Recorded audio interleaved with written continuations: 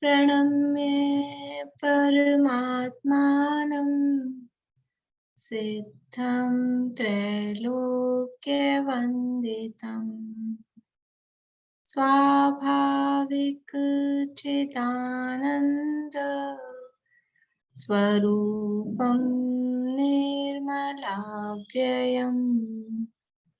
शुद्धजीवादिद्रव्याणां देशिकं च जिनेश्वरम् द्रव्यसंग्रहसूत्राणां वृत्तिं वक्ष्ये समासतः जीवमजीवमदव्यम् जिणवरवसहेण जेण नित्येष्टम् देविन्दविन्दवन्दम् वन्दे तं सर्वदा शिरसा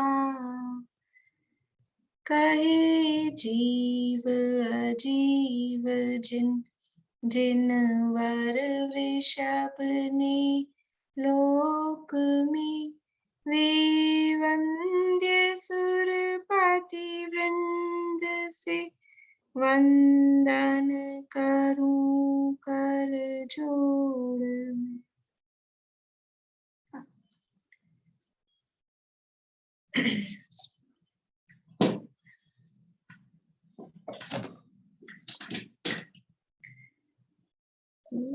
गाथा का पहले अर्थ देख लें। 57 नंबर की गाथा है,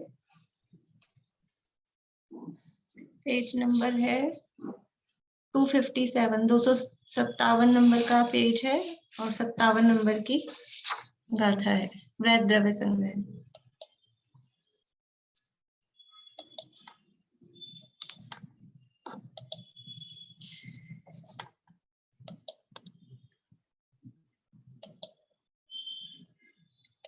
सुलोचना अभी आप बोलिएगा पीछे। तव सुध वधवम चेदा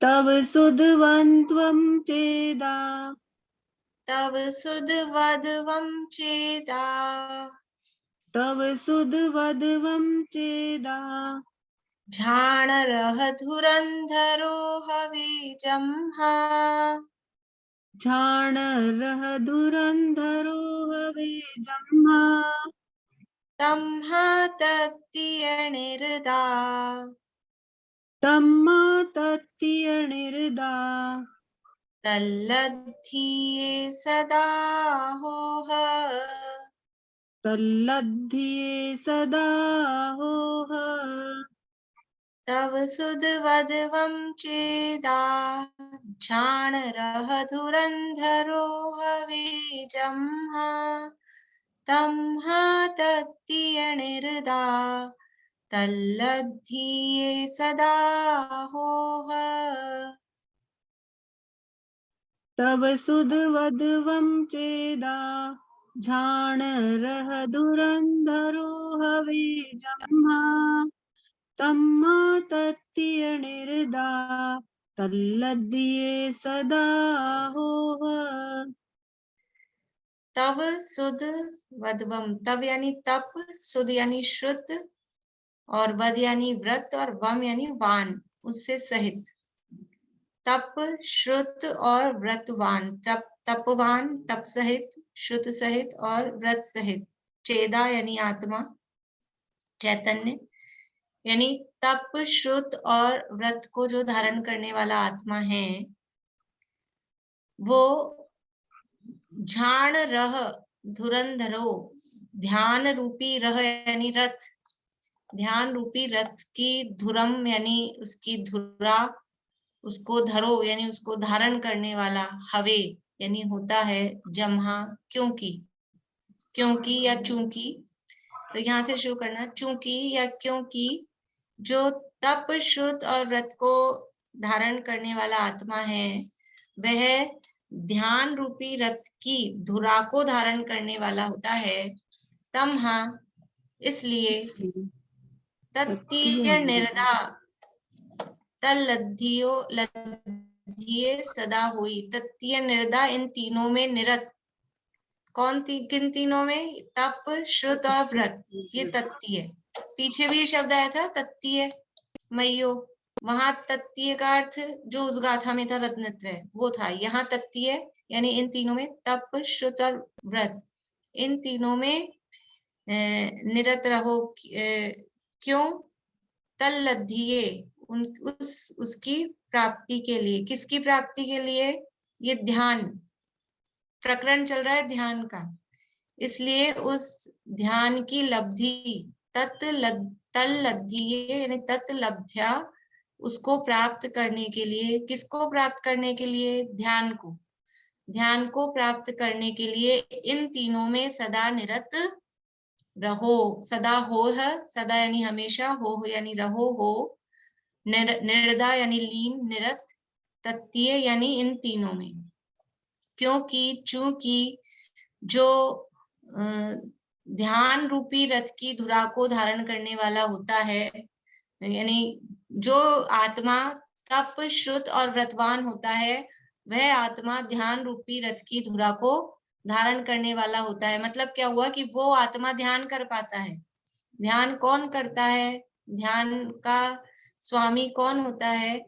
जो तप, श्रुत और व्रत को धारण किए हुए होता है। इसलिए यदि हमको ध्यान चाहिए, हमको ध्यान को प्राप्त करना है, ध्यान की प्राप्ति के लिए हम क्या करें? तत्तीय निर्दा, हमको भी इन तीनों में निरत रहना चाहिए, लीन रहना चाहिए। तो आचार्य उपदेश दे रहे हैं कि इसलिए इन तीनों में निरत रहो, तत्तीय निर्दा तल्लद्धिये सदा हुए। यदि इनकी प्राप्ति करना चाहते हैं तो इन तीनों में हमेशा हमको लीन रहना चाहिए, लीन रहो। उपदेश दे रहे हैं लीन रहो। अर्थ पढ़ देती हूँ नीचे से। क्योंकि तप, श्रुत और व्रत का धारक आत्मा ध्यान रूपी रथ की धुरा धारण करने वाला होता है, इसलिए हे भव्य पुरुषों, तुम उस ध्यान की प्राप्ति के लिए निरंतर तप, श्रुत और व्रत में तत्पर हो। उसमें तत्पर हो, तत्निर्दोष में लीन हो, तत्पर हो, वो करते रहो। ध्यान रूपी रथ की धुरा को धारण करने वाला, यानी जो भी रथ होता है, जो भी गाड़ी है, उसमें रथ में जो पहिया लगा होता है उसमें एक कील होती है। वो कील मतलब सबसे, वो कील निकल जाए तो क्या होता है? वो बेकार है, फिर वो पहिया निकल जाएगा, रथ कैसे चलेगा? तो वो कील सबसे इम्पोर्टेंट होती है। तो वो ध्यान, इसलिए जो इम्पोर्टेंट चीज है उसका उदाहरण यहाँ दिया है। ध्यान को रथ की उपमा दी है। ध्यान अगर रथ है तो उसकी धुरा को धारण, वो कील को धारण करने वाला कौन है? यानी उसकी कील के समान कौन है? कि जो ये तप, श्रुत और व्रत का धारक आत्मा है। यानी तप, श्रुत और व्रत का धारक आत्मा ही ध्यान कर पाता है, ये कहने का तात्पर्य है। फिर से पढ़ती हूँ मैं, भाभी पढ़िएगा। तव सुध वदवम चेदाझाण रह धुरंधरो हवे जम्हा, तम्हा तत्तीय निर्दा तल्लद्धिये सदा होह। तव सुधवद्वं चेदा झाण रह धुरंधरो हवे जम्हा, तम्मा तत्तीय निर्दा तल्लद्धिये सदा होह। हाँ, किसी को कुछ प्रश्न था इसमें? बोलिए बात। नहीं, ये धुरा मेरे को, धुरा का जो एग्जांपल दिया वो मेरे को थोड़ा मतलब वो नहीं था। धुरा तो मतलब ये थोड़ा सा, धुरा क्या, आप धुरा से क्या समझते हैं? नहीं वो धुरा मैं समझ गई, इसीलिए मैंने पहले भी हैंड रेज किया था कि धुरा कोई मतलब ध्यान रूपी रथ की धुरा, ध्यान रूपी रथ की या तो जैसे लगाम थामने वाला है या धुरा थामने वाला है। धुरा का मतलब है वो जो, जैसे जो भी अपने पास मशीनरी है उसमें सबसे इम्पोर्टेंट चीज क्या है? तो वो ध्यान रूपी रथ है। लेकिन यदि इतनी सी एक वो कील है, वो कील नहीं हो तो रथ तो नहीं चल पाएगा ना, रथ आगे कैसे बढ़ेगा? तो वो सबसे इम्पोर्टेंट चीज वो है।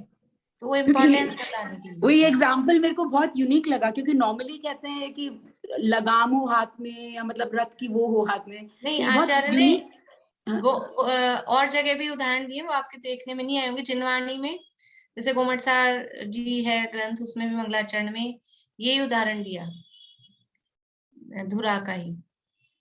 तो वो इम्पोर्टेंट चीज है इसके लिए। बोलिए पूर्णिमा जी।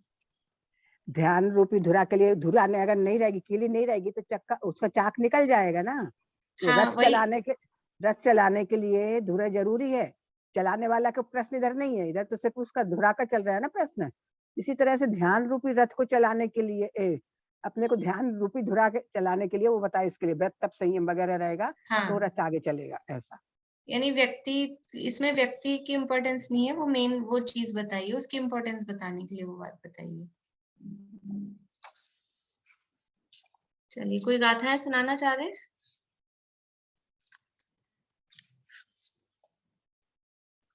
बोलिए नीलम भाभी, कहाँ से सुनाएंगे? 39 से 50 तक। चलिए सुनाइए।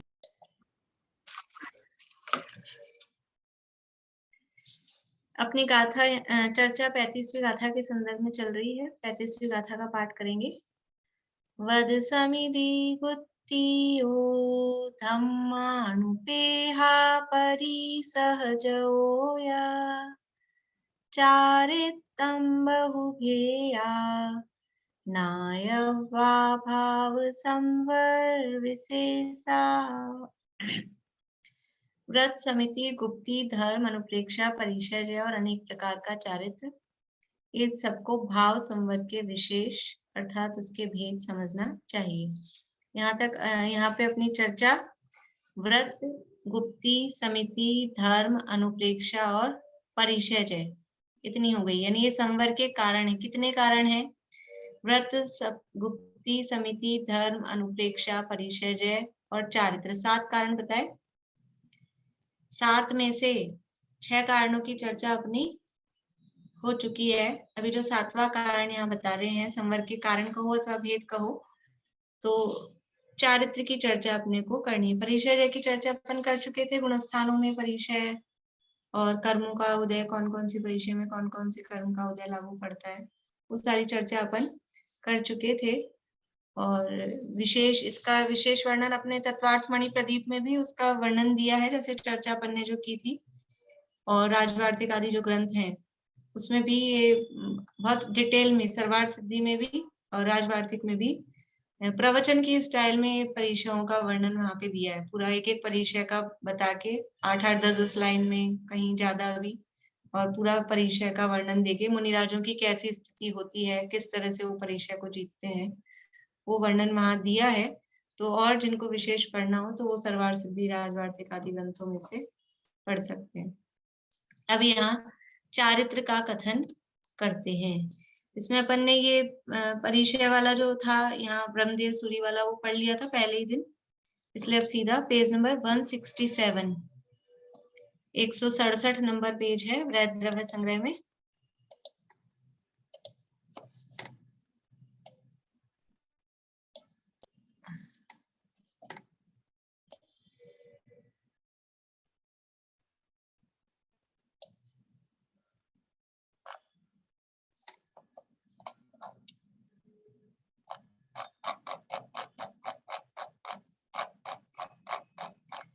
अब चारित्र का कथन करते हैं।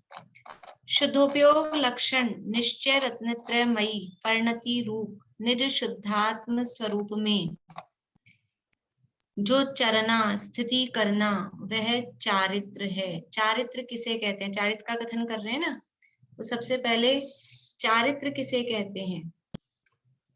चारित्र किसे कहते हैं? हम क्या समझते हैं चारित्र? चारित्र कहाँ दिखाई देता है हमको? चारित्र किस में दिखाई देता है? व्रत करें, तप करें, शील पालें, कुछ नियम संयम ग्रहण करें, कुछ करें, उपवास करें, तो लगता है चारित्र है। वही चारित्र समझ में आता है ना हमको।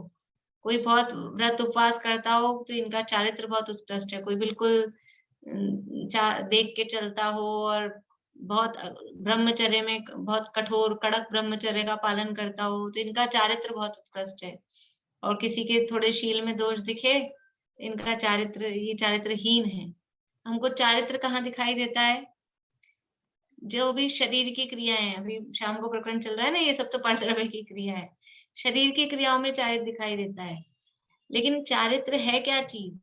चारित्र है वो आत्मा का गुण है। आत्मा का गुण है ना चारित्र। जैसे श्रद्धा आत्मा का गुण है, ज्ञान आत्मा का गुण है, दर्शन आत्मा का गुण है, सुख आत्मा का गुण है, वैसे ही चारित्र भी आत्मा का गुण है। तो जब श्रद्धा आत्मा की आत्मा में दिखाई देती है, ज्ञान आत्मा में होता है, सुख आत्मा में होता है, फिर चारित्र को हम शरीर में क्यों देखते हैं? चारित्र हमें शरीर में क्यों समझ में आता है? तो वो चारित्र भी आत्मा का गुण है, तो वो आत्मा की ही अवस्था होनी चाहिए, आत्मा का ही में ही उसको पाया जाना चाहिए। तो वास्तव में चारित्र किसे कहते हैं? कि चारित्र तो है आत्मा का गुण। देखो, जो गुण होता है ना, कभी कभी तो द्रव्य को भी उसी नाम से कहते हैं, गुण को भी उसी नाम से कहते हैं, पर्याय को भी उसी नाम से कहते हैं। और कभी मान लीजिए द्रव्य का नाम अपन ने जीव दिया, तो भी जो गुण है और जो पर्याय है, दोनों के नाम सेम होते हैं। सेम होते हैं कि नहीं होते? ज्ञान गुण और उसकी पर्याय, ज्ञान की पर्याय को क्या कहेंगे? ज्ञानी तो कहेंगे। ज्ञान की पर्याय को ज्ञानी तो कहेंगे। जैसे कि वही समझ लीजिए, बादाम का पेड़, बादाम, बादाम का पेड़ भी बादाम, और बादाम जो है असली वो भी बादाम, और वो छिलके सहित जो पूरा आया है वो भी बादाम। सबको बादाम ही कहते हैं ना। ऐसे ही द्रव्य, मतलब कभी तीनों के नाम अलग भी कहे जाते हैं और कभी तीनों के नाम सेम भी कहे जाते हैं। और गुण और पर्याय के नाम तो ज्यादातर वही, जो गुण, क्योंकि गुण की ही पर्याय है, तो जो गुण का नाम है वो उसकी पर्याय को कहा जाएगा। तो ये जो चारित्र की यहाँ जो कथन कर रहे हैं, अभी जो बात चलेगी आगे, तो चारित्र तो है आत्मा का गुण, लेकिन वो जो उसके भेद बताए जाएंगे, भेद क्या है? वो उस चारित्र की पर्याय हैं। जो भी भेद बताए जाएंगे वो क्या होगा? वो उसकी अवस्थाएं हैं, उसकी पर्याय है। तो चारित्र आत्मा का गुण है, लेकिन उस गुण का काम क्या है? वो गुण किस रूप में आत्मा में रहता है, या क्या उसका स्वरूप है? तो आत्मा में चरना, रमण करना, उसका नाम चारित्र है। शब्द से देखें, चरना, रमण करना, स्थिति करना, वह चारित्र है। और कहाँ पे चरना, कहाँ पर स्थिति करना, कहाँ रमण करना, कहाँ लीनता करना। चरना मतलब उस, जैसे गाय घास चरती है, चरना शब्द उसमें यूज में आता है ना, चरना। तो गाय घास कैसे चरती है? वो लीन रहती है, उसमें मस्त रहती है। गाय घास चरती है मतलब कि वो उसमें लीन है, वहीं पे मग्न है उसमें। ऐसे अपने आत्म स्वरूप में चरना, चरना मतलब उसमें लीन रहना, स्थिति करना भी मतलब उसमें स्थित हो जाना। स्थिति करना मतलब उसमें स्थित हो जाना, स्थित हो जाना यानी उसमें लीन हो जाना। तो वहां कहाँ लीन हो जाना? निज शुद्धात्म स्वरूप में जो चरना, रमणता, लीनता, स्थिति करना, वह चारित्र है, उसका नाम चारित्र है। अब अपना शुद्धात्मा कैसा है? वैसे तो शुद्धात्मा कह दिया, तो शुद्धात्मा कहते ही समझ में आ जाना चाहिए कैसा, लेकिन फिर भी और उसके खुलासे के लिए कहते हैं, शुद्धोपयोग लक्षण निश्चय रत्नत्रयमयी परिणति रूप निज शुद्धात्मा। कैसा है अपना शुद्धात्मा का स्वरूप? शुद्धोपयोग लक्षण निश्चय रत्नत्रयमयी परिणति रूप। निश्चय रत्नत्रयमयी परिणति रूप अपना आत्मा कैसा है? जो आत्म निश्चय रत्नत्रयमयी परिणति रूप यानी परद्रव्यंते भिन्न आप में रुचि, पर आप रूप को जान पनो और आप रूप में लीन भय रहे। ये जो सम्यक दर्शन, सम्यक ज्ञान, सम्यक चारित्र है, ये निश्चय रत्नत्रय है। इस रूप निज शुद्धात्मा, अपने आत्मा का स्वरूप क्या है? कि पर द्रव्यों से भिन्न अपने आत्मा में को ही जानना, उसमें ही श्रद्धा करना, उसमें ही लीनता करना, ये अपने आत्मा का स्वरूप है। और इस स्वरूप वाली जो आत्मा है, उस स्वरूप आत्मा में जो लीन है, जो स्थिति कर रहा है, जो तल्लीन हो रहा है, उसका नाम चारित्र है। शुद्धोपयोग लक्षण निश्चय रत्नत्रयमयी परिणति रूप निज शुद्धात्म स्वरूप में। जो निश्चय रत्नत्रय है, उस निश्चय रत्नत्रय का लक्षण क्या है कि शुद्धोपयोग रूप। वास्तव में सम्यक दर्शन क्या है, सम्यक ज्ञान क्या है, सम्यक चारित्र्य क्या है कि अपनी आत्मा में लीनता। तीनों का अर्थ वही छड़ाला में जो कहा अभी अपन ने पंक्तियां बोली, उसका भाव क्या था कि आत्म स्वरूप में ही लीनता, वही उसका नाम शुद्धोपयोग। तो ऐसे शुद्धोपयोग लक्षण निश्चय रत्नत्रयमयी परिणति रूप जो निज शुद्धात्म स्वरूप है, उस निज शुद्धात्म स्वरूप में जो चरना स्थिति करना वह चारित्र है, उसका नाम चारित्र है। देखो अपन गुणों के नाम तो बोलते हैं, लेकिन गुणों की परिभाषा, अब चारित्र शब्द से अपन चारित्र बोलते हैं, समझते हैं, लेकिन परिभाषा के रूप में भी चारित्र किसे कहते हैं?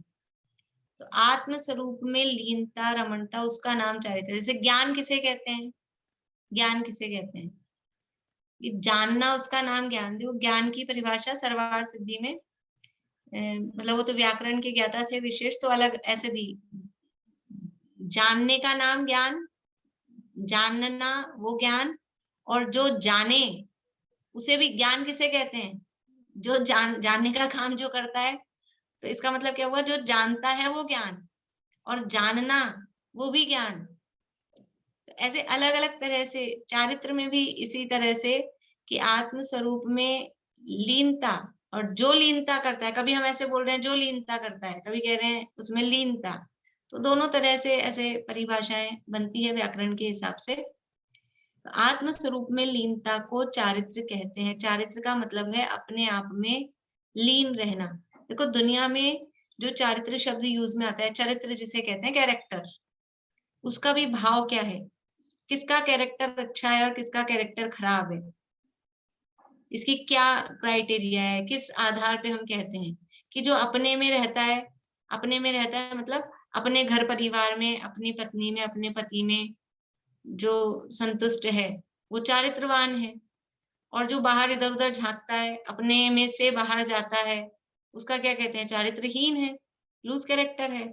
यही आधार है ना, उसका भी क्राइटेरिया यही है ना। अपने में रहे वो चारित्र, और बाहर जाए वो अचारित्र, कुचारित्र, खोटा चारित्र।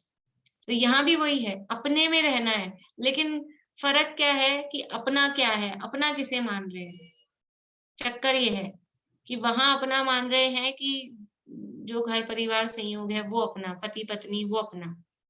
यहाँ जो पारमार्थिक व्यवस्था है, समझ लीजिए कहें धार्मिक क्षेत्र में, अपना क्या, अपना क्या कि अपना बस मैं ही अपना हूँ और कोई अपना नहीं है। तो मैं जो हूँ, मैं कौन हूँ कि मैं शुद्धात्मा हूँ। और कैसा शुद्धात्मा हूँ कि निश्चय जो सम्यक दर्शन ज्ञान चारित्र है, यानी आत्म स्वरूप में को जानना पहचानना, उसमें लीनता रूप, ऐसे लक्षण वाला मैं शुद्धात्मा हूँ। तो ऐसे अपने शुद्ध, क्योंकि देखो मैं अभी जो मोक्षा प्रकाशक में चल रहा है ना उभयवासी, अभी मेरे को याद आ गया तो मैं कह देती हूँ बीच में ही, और फिर मैं मैसेज भी डाल दूंगी। आज शाम की क्लास थोड़ा जल्दी करके जल्दी पूरी करनी है, तो कितना जल्दी कर लें? 10 मिनट जल्दी कर लें? नहीं तो उसी टाइम पे भी चालू करेंगे तो जल्दी पूरी करनी है। एक्चुअल में आज स्वस्ति का प्रवचन है, तो वो 7:30 स्टार्ट हो जाएगा, और वो लाइव आएगा नहीं, तो वो वहां जाके मुझे सुनना है, तो यहाँ से मुझे जाने का भी टाइम चाहिए, तो 7:15 पे मुझे पूरा करना है। तो आप कहें तो 6:35 करें, 6:40 करें, या वही 6:45 रख लें? जल्दी करने में किसी को मतलब आप बता दीजिए, दिक्कत तो नहीं है 10 मिनट जल्दी करें तो? ठीक है, 10 मिनट जल्दी कर ले, मैं मैसेज डाल दूंगी, तो अपन 6:35 से कर लेंगे, ठीक है? चलिए, तो अपने में लीनता, यानी वो जो शाम वाला वो क्लास के उससे मुझे याद आया कि वो जो निश्चय व्यवहार का यानी जो स्वरूप चल रहा है ना उसमें, तो निश्चय से क्या है और व्यवहार से क्या है, तो वैसे ही यहाँ पर हम व्यवहार से देखते हैं, तो व्यवहार में तो वो अलग है, लेकिन यहाँ क्या है कि चारित्र गुण की चर्चा चल रही है, तो अपने आत्मा में लीनता, उसका नाम ये चारित्र कहा गया है। वैसे मैं कुछ और कह रही थी लेकिन वो निकल गया है, अभी याद आएगा तब बता दूंगी वो प्रकरण से। चलिए, तो शुद्धोपयोग लक्षण निश्चय रत्नत्रयमयी परिणति रूप निज शुद्धात्म स्वरूप में जो चरना स्थिति करना वह चारित्र है। यानी सबसे पहले चारित्र की चर्चा कर रहे हैं, तो चारित्र किसे कहते हैं? ये चारित्र मतलब अपनी आत्मा में लीनता, उसका नाम चारित्र है। बाहरी कोई क्रियाकांड उसका नाम चारित्र नहीं है, ये समझना। जिसको हम चारित्र समझते हैं कि ये आप बातें ही बातें करते हो, चारित्र तो कुछ है ही नहीं, तो चारित्र बाहर कैसे दिखाई देगा?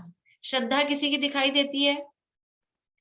श्रद्धा दिखाई नहीं देती, लेकिन ज्ञान हमको दिखाई देता है। ज्ञान दिखाई देता है, और चारित्र तो बहुत ही दिखाई देता है। सबसे ज्यादा ज्ञान भी नहीं दिखाई दे तो चारित्र तो ऐसे मुंह पे चढ़ के, सिर पे चढ़ के बोलता है। तो उसमें कारण है, इतना वो ऐसा भी नहीं है, क्योंकि वो जो अंदर आत्मा में जिसकी लीनता होती है, वो बाहर में उसकी प्रवृत्तियां उस टाइप की फिर कुछ होती हैं, जिसके आधार पे उसका चारित्र कहने में उसमें उपचार आता है। श्रद्धा भी दिखती है। श्रद्धा दिखती है कि नहीं? श्रद्धा दिखती है। कोई गणेश जी के मंदिर में जाके ढोक दे रहा है तो श्रद्धा दिखती है कि नहीं दिखती है? कोई हनुमान जी के मंदिर में गया है तो श्रद्धा भी दिखती है, ऐसी बात नहीं है। तो जैसे हमको चारित्र दिख रहा है, जैसे हमको ज्ञान दिख रहा है, वैसे श्रद्धा भी दिख रही है। लेकिन फिर भी वो चारित्र क्या है कि फेमस हो गया है दिखने के नाम पे, ऐसी है स्थिति। तो हम बाहर में शरीर की क्रियाओं में ही चारित्र को पकड़ना चाहते हैं। तो सबसे पहले तो ये बता रहे हैं चारित्र किसका नाम है? आत्म स्वरूप में लीनता, रमना, तल्लीनता, उसका नाम चारित्र है।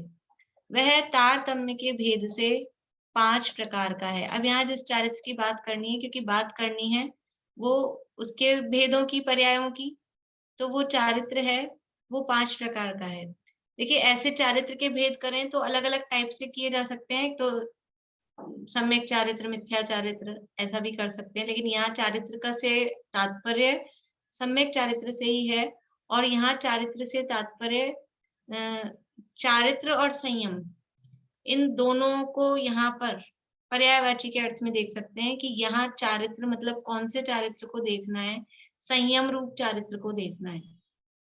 संयम जो है उस संयम स्वरूप चारित्र को यहाँ पर देखना है। और चारित्र की परिभाषा ऐसी भी सुनने में आपने सुनी होगी, स्वरूपे चरणम चारित्रम। तो उसका भी अर्थ वही है, क्या अपने आत्म स्वरूप में चरणम, चरणम मतलब उसमें रमण करना, उसमें लीनता करना, उसका नाम ही चारित्र है। तो यहाँ जिस चारित्र की बात चलेगी, यहाँ चारित्र कहाँ से शुरू होता है? चारित्र की शुरुआत कहाँ से है? तो चारित्र की शुरुआत संयम के साथ में। और संयम किसके होता है और कब होता है? संयम कब होता है? संयम कहाँ होता है? बोलिए शिमला।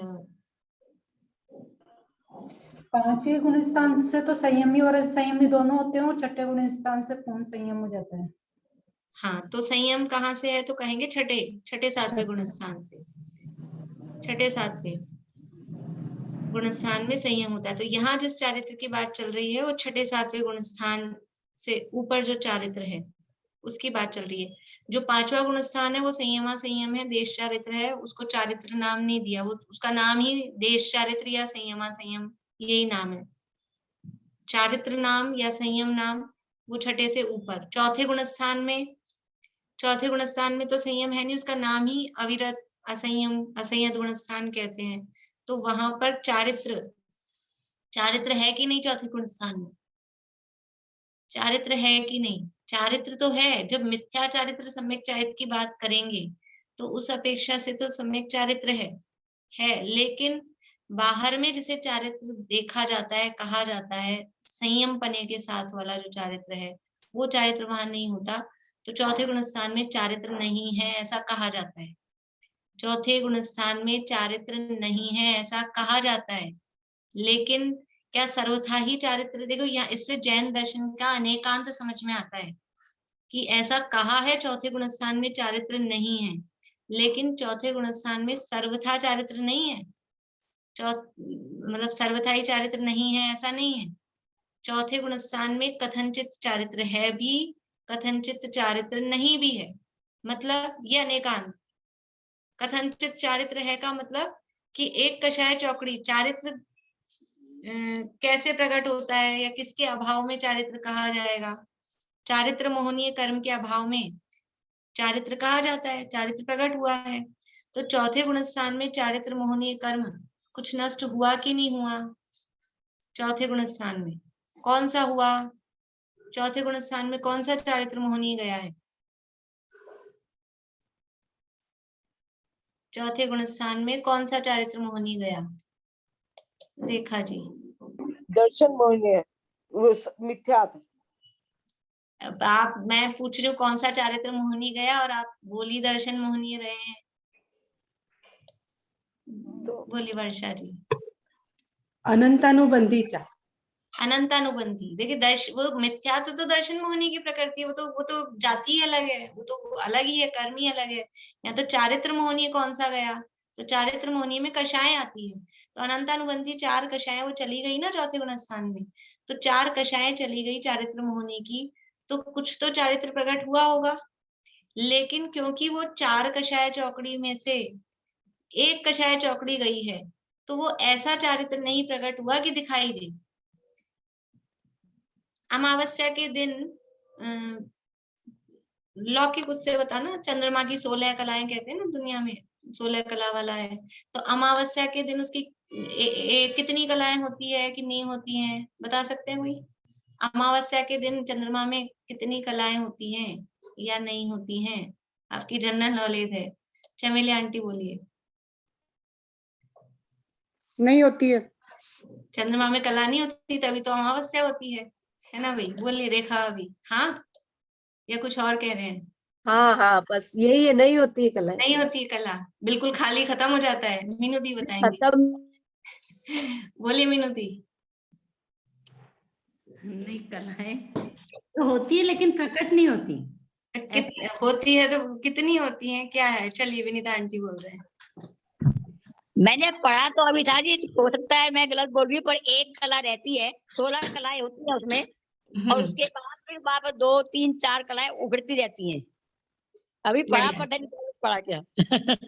एक कला रहती, अमावस्या है लेकिन एक कला उसकी रहती है, तो एक कला होती है तो दिखता क्यों नहीं है?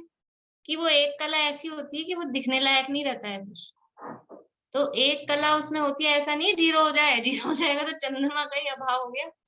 एक कला उसकी रहती है अमावस्या के दिन भी, ये तो दुनिया के विज्ञान में उसमें पढ़ाते हैं, भूगोल में। एक कला होने पर भी वो दिखता नहीं है। ऐसे ही सम्यक दृष्टि चौथे गुण स्थान वाले के एक कषाय चौकड़ी का अभाव हुआ है, तो वो चारित्र की कला तो है लेकिन दिखती नहीं है, दिखने वाली नहीं है। फिर वो दूज का चंद्रमा आता है, जैसे ईद का चांद वो कहते हैं, तो थोड़ा सा दिखता है, वो समझ लो पंचम गुण स्थान जैसा। ये देखिए, ये उदाहरण दिए जाते हैं ज्ञान के लिए, अपन यहाँ चारित्र के लिए इस उदाहरण को ले रहे हैं, लेकिन समझ में आ जानी चाहिए बात।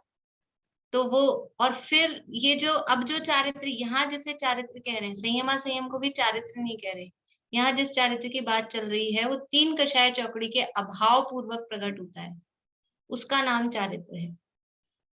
ठीक है, तो यहाँ जिस चारित्र की बात चलेगी वो 3 कषाय चौकड़ी के अभाव पूर्वक जो चारित्र प्रकट होता है, वो चारित्र उस है तो सबके 3 कषाय चौकड़ी का अभाव, और या फिर 4 कषाय, मतलब सभी कषायों का अभाव, लेकिन उसके 5 भेद करके यहाँ पर बताए गए हैं। देखिए पढ़ते हैं अपन। वह इस प्रकार, सर्व जीव केवल ज्ञानमय है, ऐसी भावना से जो समता रूप परिणाम वह सामायिक है। देखिए 5 भेद कौन से हैं, पहले अपन नाम देख लेते हैं, याद भी होंगे आप लोगों को। सामायिक, छेदोपस्थापना, परिहार विशुद्धि, सूक्ष्म सांप्राय और यथाख्यात, ये 5 प्रकार के चारित्र हैं। सामायिक, छेदोपस्थापना, परिहार विशुद्धि, सूक्ष्म सांप्राय और यथाख्यात। तो अभी सामायिक किसे कहते हैं? सामायिक तो अपने को पता है, सामायिक शब्द कहाँ कहाँ आता है? अभी प्रतिमाओं में सामायिक प्रतिमा आती है, शिक्षाव्रतों में, और मुनिराजों के आवश्यक में, हर जगह सामायिक शब्द आता रहता है। सामायिक का अर्थ क्या है? सामायिक का अर्थ वही है समता भाव, समता भाव अर्थ है। तो यहाँ पर चारित्र कह रहे हैं, सामायिक चारित्र। तो सामायिक चारित्र तो वहाँ 5वें गुण स्थान से प्रतिमाओं में, और 4थे गुण स्थान वाला भी सामायिक करता है, तो क्या उसके सामायिक चारित्र होता है? उसका नाम सामायिक चारित्र नहीं है। ये तो 6ठे 7वें गुण स्थान से ही 3 कषाय चौकड़ी के अभाव पूर्वक क्या कह रहे हैं उसका अर्थ, कि सब जीव केवल ज्ञान में है, ऐसी भावना से जो समता रूप परिणाम वह सामायिक है। कैसी भावना रहे? कि सर्व जीव केवल ज्ञान में है, मतलब कि सभी जीव समान हैं, ऐसी भावना, ऐसी भावना से जो समता रूप परिणाम, सर्व जीव केवल ज्ञान में है, यानी जीवों में समानता का भाव देख रहे हैं। कोई छोटा बड़ा, कम ज्ञान वाला, ज्यादा ज्ञान वाला, कि ये हीन कि ये उच्च, ऐसा नहीं, सभी जीव समान है। ऐसा जो समता रूप परिणाम है उसका नाम सामायिक है। अथवा परम स्वास्थ्य के बल से युगपत समस्त शुभाशुभ संकल्प विकल्पों के त्याग रूप समाधि जिसका लक्षण है वह सामायिक है। अथवा इसी सामायिक की अलग अलग टाइप से परिभाषा बता रहे हैं। क्या है सामायिक? परम स्वास्थ्य के बल से। परम स्वास्थ्य, एक दिन मैंने चर्चा की थी, स्वास्थ्य किसे कहते हैं? स्वास्थ्य किसे कहते हैं? अपने में स्थित, स्वस्थ, स्व अपना स्वयं, और उसमें स्थित, अपने में जो स्थित है वो स्वस्थ है, और जो अपने में स्थित है उसी को कहते हैं वो स्वास्थ्य है, वो ही उसका स्वास्थ्य है। तो परम स्वास्थ्य के बल से युगपत, युगपत यानी एक साथ, समस्त शुभाशुभ संकल्प विकल्पों के त्याग रूप समाधि जिसका लक्षण है वह सामायिक है। तो शॉर्ट अपन इसको करें तो समस्त शुभाशुभ संकल्प विकल्पों के त्याग रूप समाधि, समाधि जिसका लक्षण है, और सबसे शॉर्ट करें तो समाधि जिसका लक्षण है वह सामायिक है। सामायिक का लक्षण क्या है? समाधि। समाधि मतलब, समाधि का अर्थ क्या है? समाधि का अर्थ भी वही है, समता भाव में रहना, वही समाधि है। तो वो समाधि कैसी है? वो समाधि है समस्त शुभाशुभ संकल्प विकल्पों के त्याग रूप, समस्त शुभाशुभ संकल्प विकल्पों के त्याग रूप है। यानी जितने भी संकल्प विकल्प हैं, समता भाव कब आएगा? समाधि रूप परिणाम कब होगा? कि किसी भी प्रकार का विकल्प ना हो, अशुभ का तो हो ही नहीं, लेकिन शुभ का भी विकल्प नहीं हो, तब वो समता भाव आता है। तब समाधि का एक अर्थ आत्मलीनता भी होता है। समाधि जो कहते हैं ना, तो ये समाधि में लीन हो गए, मतलब समता भाव, मतलब कि वो आत्मलीनता की दशा को भी तो समाधि कहते हैं। परम समाधि क्या है? ये आत्मलीनता की दशा, वो समाधि पुरुष ऐसे बोलते हैं ना, समाधि लगा ली, ये शब्द सुने होंगे। उसका मतलब क्या है? आत्मलीनता। तब जब आत्मलीनता है उस समय न शुभ विकल्प है न अशुभ विकल्प है, समस्त शुभाशुभ संकल्प विकल्पों के त्याग रूप ऐसी वो समाधि है, और वो समाधि जिसका लक्षण है वह सामायिक है। यानी आत्मलीनता की दशा में जो जीव है, जो आत्मलीन हो गए, अब उनको ना तो अशुभ का कोई विकल्प है ना शुभ का कोई विकल्प है, कोई विकल्प ही नहीं है, आत्मलीनता की दशा है, उसका नाम सामायिक है। और ये जो शुभाशुभ संकल्प विकल्पों का त्याग है, ये किसके बल से हो रहा है? वो है परम स्वास्थ्य के बल से। ये संकल्प विकल्पों का त्याग हमारे तो नहीं होता है, उनके कैसे हो जाता है? कैसे कर लेते हैं अपन? कभी किसी से पूछते ना, हमसे तो ऐसे बैठा ही नहीं जाता, हमसे तो ऐसे रहा ही नहीं जाता, आप 2-2 घंटे कैसे बैठ जाते हो? कैसे बैठ जाते हो? किस बल पे बैठ जाते हैं? तो कोई बल होता है ना। तो वो समाधि में, आत्मलीनता में शुभाशुभ संकल्प विकल्पों का बिल्कुल उठे ही नहीं, हमारे तो रहते ही नहीं विकल्प आए बिना, बैठ जाए तो विकल्प ही विकल्प आते हैं। तो वो किस बल पे वो विकल्प नहीं आते हैं, विकल्पों का अभाव होता है? तो कह रहे हैं परम स्वास्थ्य के बल से। वो इतने स्वस्थ हैं, इतने स्वस्थ हैं, इतने स्वस्थ हैं, मतलब अपने आप में इतने लीन हैं। तो लीन है, जो जितना अपने में लीन है वो उतना स्वस्थ है, और वो जो जब स्वस्थ है जब हम स्वस्थ हैं तो हमको विकल्प आएगा, ये दवाई ले लें, वो दवाई ले लें, इधर चल जाएं, उधर चल जाएं, जरूरत ही नहीं है। जब कोई स्वस्थ है तो कोई दूसरा विकल्प आता ही नहीं है। वैसे कहते हैं जब पेट खराब होता है ना तो उठपटांग और खाने की इच्छा, पहले तो गड़बड़ सड़ कुछ खाने से तो पेट गड़बड़ हो जाता है, कुछ भी खाया तला भुना तो पेट गड़बड़ हो जाता है, और जब पेट गड़बड़ होता है ना तो और उल्टा पुल्टा खाने की इच्छा होती है, सीधी सीधी रोटी नहीं भाती है, फिर कुछ ये, फिर भी वही इच्छा होती है। तब जिसके गड़बड़ है, आत्मलीनता है नहीं, स्वस्थ है नहीं, तो उसके शुभाशुभ विकल्प, संकल्प विकल्प ये चलते रहते हैं। और जो स्वस्थ है, आत्मलीन है, उसके शुभाशुभ सारे जो विकल्प हैं वो समाप्त हो जाते हैं। परम स्वास्थ्य के बल से युगपत समस्त शुभाशुभ संकल्प विकल्पों के त्याग रूप समाधि जिसका लक्षण है वह सामायिक है। ये अभी यहाँ से जो इन्होंने दी है ना वो पढ़ रहे हैं अपन, फिर कल अपन चर्चा करेंगे और उसकी परिभाषाओं की भी और उसके स्वरूप की भी। अथवा निर्विकार स्वयं संवेदन के बल से राग द्वेष के परिहार रूप सामायिक है। देखो अर्थ सब में अलग अलग शब्द दे रहे हैं, लेकिन अर्थ सब में वही है। यहाँ कह रहे हैं निर्विकार स्वयं संवेदन के बल से, ऊपर कहा था परम स्वास्थ्य के बल से, दोनों में क्या अंतर है? परम स्वास्थ्य जो है अपने में स्थिति, और निर्विकार स्वयं संवेदन, निर्विकार यानी विकारों से रहित, मोह राग द्वेष के परिणामों से रहित, जो स्वयं संवेदन अपनी आत्मा का अनुभव, उसका बल, और परम स्वास्थ्य में स्थित वो परम स्वास्थ्य के बल से, तो स्वास्थ्य है वो भी आत्मा में स्थिति रूप है, और निर्विकार स्वयं संवेदन वो भी आत्मा में स्थिति रूप है, दोनों एक ही है। ये शब्दों का फेर है, अलग अलग तरह से शब्द दिए हैं, बात वही कह रहे हैं। निर्विकार स्वयं संवेदन के बल से राग द्वेष के परिहार रूप, अब राग द्वेष के परिहार रूप रहा कहा, ऊपर कहा समस्त शुभाशुभ संकल्प विकल्पों के त्याग रूप, तो ये शुभाशुभ संकल्प विकल्प क्या हैं? ये राग द्वेष स्वरूप ही है।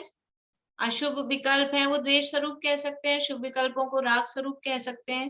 तो चाहे समस्त शुभाशुभ संकल्प विकल्पों के त्याग रूप कहो, चाहे राग द्वेष के परिहार रूप कहो, तो निर्विकार स्वयं संवेदन के बल से राग द्वेष के परिहार रूप परम, ये परिहार रूप सामायिक है।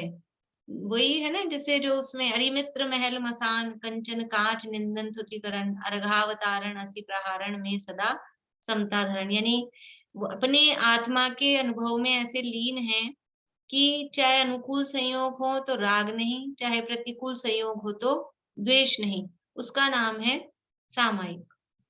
अथवा निज शुद्धात्मा के अनुभव के बल से आर्त और रौद्र ध्यान के परित्याग रूप सामायिक है।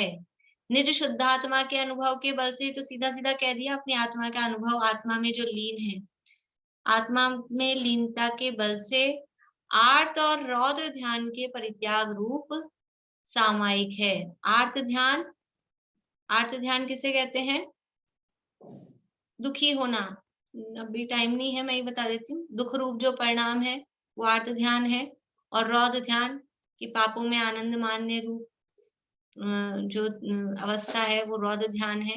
तो आर्त और रौद्र ध्यान के परित्याग रूप सामायिक है, यानी जब ना कोई दुख, यानी वही राग द्वेष नहीं है, आर्त रौद्र ध्यान नहीं है, आत्मा में लीनता है, उसका नाम सामायिक है। अथवा समस्त सुख दुख आदि में मध्यस्थ भाव रूप सामायिक है, चाहे सुख का प्रसंग हो यानी अनुकूलता हो अथवा प्रतिकूलता हो, सब में मध्यस्थ भाव, मध्यस्थ न्यूट्रल है, उसमें राग द्वेष नहीं है। मध्यस्थ का मतलब यही है कि किसी पर्टिकुलर के प्रति राग और किसी पर्टिकुलर के प्रति द्वेष, ऐसा नहीं है, मध्यस्थ भाव रूप सामायिक है। इस तरह से सामायिक चारित्र की यहाँ पर इन्होंने बात की है। कल अभी अपन इसी सामायिक चारित्र की और परिभाषाएं भी, अलग स्वरूप भी और गुणस्थान आदि की चर्चा भी अपन करेंगे।